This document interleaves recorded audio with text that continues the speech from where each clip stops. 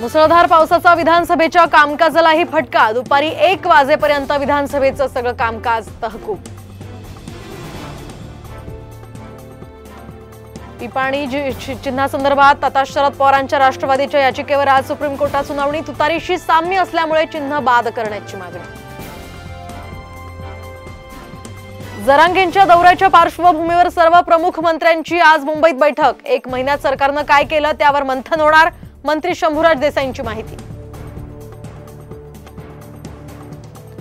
नांदेडमध्ये जरांगेंच्या रॅलीच्या पार्श्वभूमीवर आता शाळा महाविद्यालयांना सुट्टी जाहीर, तर शिक्षणाला बाधा होत असल्यास रॅली थांबवा, सदावर्तेंचाही विरोध। ड्रंक अँड ड्राईव्हच्या घटना टाळण्यासाठी रात्री पोलिसांची गस्त वाढवा, मुख्यमंत्र्यांच्या मुंबई पोलीस आयुक्तांना सूचना। मुंबईमध्ये 6 तासात 300 मिलीमीटरपेक्षा जास्त पावसाची नोंद। सर्व बीएमसी आणि सरकारी तसंच खासगी शाळा आणि महाविद्यालयांना सुट्टी जाहीर।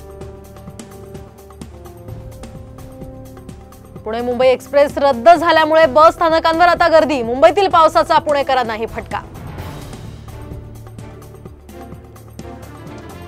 नवी मुंबईतही सलग दुसऱ्या दिवशी रात्रभर पावसाची जोरदार बॅटिंग। रात्रभर पडणाऱ्या पावसामुळे सखल भागांमध्ये पाणी, तर वाशीतल्या सोसायट्यांमध्ये सुद्धा पाणीच पाणी।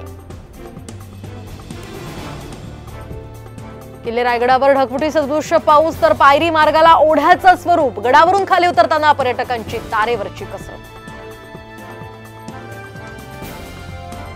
रत्नागिरी जिल्ह्यामध्ये पावसाचा जोर काहीसा कमी झाल्यामुळे पूरस्थिती नियंत्रणात, मात्र सर्व नद्या अद्यापही इशारा पातळीवरच, तर सर्व शाळा आणि महाविद्यालयांना आजही सुट्टी।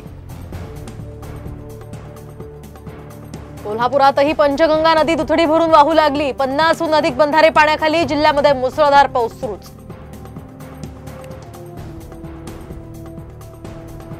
पुण्यामध्ये झिकाचे रुग्ण आढळल्यानंतर संभाजीनगरात सुद्धा आरोग्य विभाग सतर्क। नागरिकांना खबरदारी घेण्याचं आवाहन।